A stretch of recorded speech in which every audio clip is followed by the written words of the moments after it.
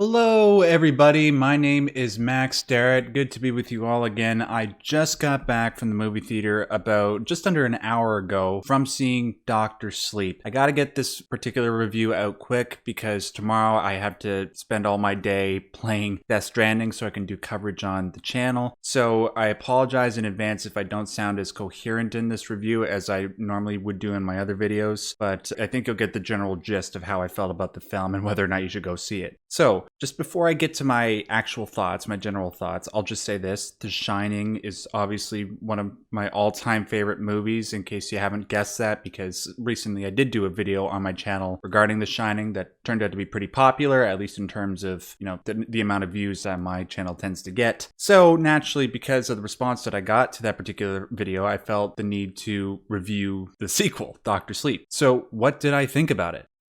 The movie's good.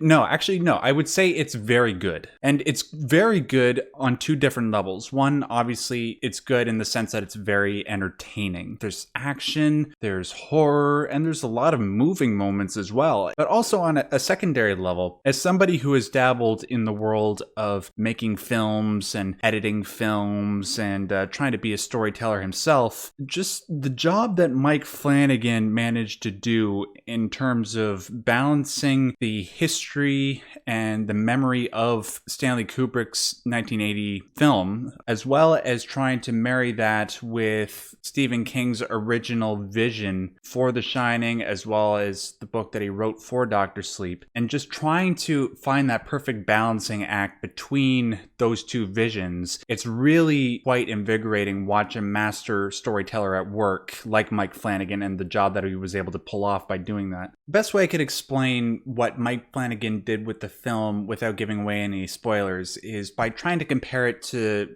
a measuring scale. Sometimes you, in order to find a perfect balance, you have to add or subtract from each side of the scale. Well, what Mike Flanagan did, imagine one side of the scale is Kubrick's original take on The Shining story and the lore, and then the other side of the scale is Stephen King's take on his own story of The Shining, Dr. Sleep, and the lore. And what Mike Flanagan was doing all the way throughout the film was trying to bring things into balance at the very end. And as you lead up to the very end where things eventually go into balance, you have to make certain calls. Do you take away from one side of the scale so that, let's say you take away from Stephen King's side so that Kubrick's vision is given more attention and care, or do you do vice versa? Do you give King's vision more care and attention? Well, for the most part, leading up to the very end, it seemed like Mike Flanagan made the right choice about 80 to 85% of the time correctly. There are times where he does make the wrong call, and that happens,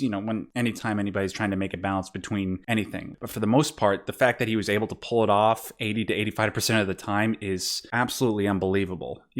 Mike Flanagan essentially did the impossible. Now for some positives and negatives. Let's start with the positives. First off, the acting in this movie is great across the board. Obviously, Ewan McGregor, he's a great talent. He bolsters any movie that he's in, and he does a great job bringing emotion and intensity to Danny Torrance, a grown-up Danny Torrance who's trying to recover from some of the trauma that he dealt with as a kid, as well as trying not to turn into what his father was. But the standouts for this movie start and end with Rebecca Ferguson as Rose the Hat. Oh my god, she was bloody amazing, and she's probably going to become like one of the new iconic horror villains just because she gave such a great performance. And also, in terms of child performances, they can be quite hit or miss. Sometimes you get a few really tremendous examples, like the kid from Looper or Jacob Tremblay in Room. But the character of Abra Stone, played by, I think her name is Kylie Curran, she does wonderfully. And there are a couple scenes in this movie where she absolutely steals the show, and I'm just staring at her on the screen, just grinning at the job that she's doing. She was fantastic. Obviously, the score had to be right. It had to pay some tribute to the score of the original Shining, because the score in that movie is almost perfect. It's sublime, but it also had to be its own thing. And for the most part, the score does find that really good balance. And like I said before, there are badass moments. There are horrific moments. I don't tend to get scared at horror movies 90 to 95% of the time, but there are a couple moments in this movie where I just kind of just sat up in my seat like, oh, that was well crafted right there. But also, like I just said about Danny, you know, a large focus of this movie is him coming to terms with the horrors that he witnessed in the Overlook Hotel, as well as the horrors that he experiences on a daily basis because he has this shining power. And there are a lot of scenes in this movie where you see, without giving anything away, Danny trying to make peace with the fact that he is the way that he is, and also try to help Abra accept the way that she is. That's the best way I can put it without spoiling anything. As for some negatives, this is going to sound weird because the movie is 2.5 hours long, but even with that in mind, it really felt that the film had so much to cover that it felt like it was rushing at times. There are certain moments in the movie where you want to fully embrace the emotion or the horror that's going on and empathize with the characters that are involved with that emotion or horror. But it just,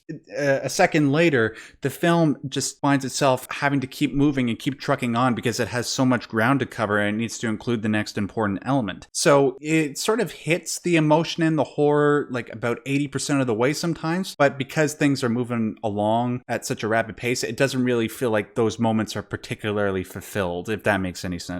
Also, because the movie is going at such a rapid pace, this goes back to what I was saying about Mike Flanagan sometimes making the wrong call about 10 to 15% of the time. There are times where characters don't seem to act in accordance with the way you would expect them to act or react to certain things. And when that happens, it sort of pulls you out of the movie. It's like, wow, they are really having to include so much here. And there are a couple times throughout the movie where I'm just wondering, wow, there's so much great stuff here that I wonder if it might have been better as like a 4-hour miniseries or something like you could find on Netflix. But nevertheless, despite the fact that miniseries doesn't exist and we have this movie, I still said, the right calls were made most of the time and the end product is really good. Now, before I conclude, I gotta make one thing very, very clear because this is important. If you are a big fan of the Kubrick film and you never read the book and you're expecting Dr. Sleep to be a continuation of what Kubrick was doing in the original Shining, you're going to hate this movie. I strongly urge you to approach Dr. Sleep in a way where you're not expect the movie to be Kubrick. Mike Flanagan made the very important decision in not trying to imitate what Kubrick did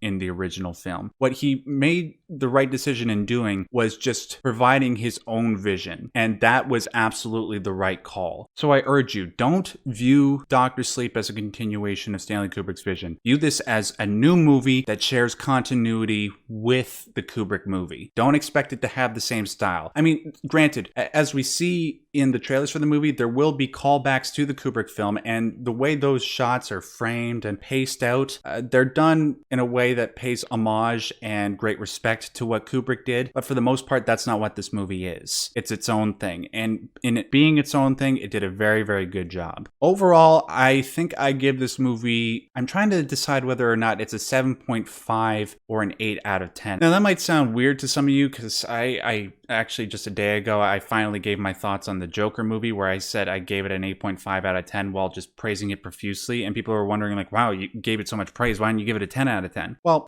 I've seen hundreds of movies in my life and only like somewhere between 10 and 15 of them are like perfect 10s out of 10s. I don't give 10s to movies. The only time I give like a 9 to a movie is if I think the movie was the best movie I saw a particular year. So when I give a movie like a 7.5 or an 8, that is me saying that the movie is a must-see. You absolutely should go out and see this movie. It's very entertaining. It's very masterfully done, even if it does have flaws here and there. So thank you very much for watching, guys. If you like this video, make sure to give it a like. If you want to see more content like this in the future, make sure to subscribe. I haven't told anybody this, but I am going to be doing a follow-up video to the Shining video that I did sometime in the next month or so, sometime after I'm done doing the coverage for Death Stranding. And hey, if you've seen Dr. Sleep, make sure to leave your comments down below. I'd love to continue the discussion with you. If there's one thing that I enjoy more than anything in this world, it's talking about movies. So thank you so much for watching, and until next time, stay yellow.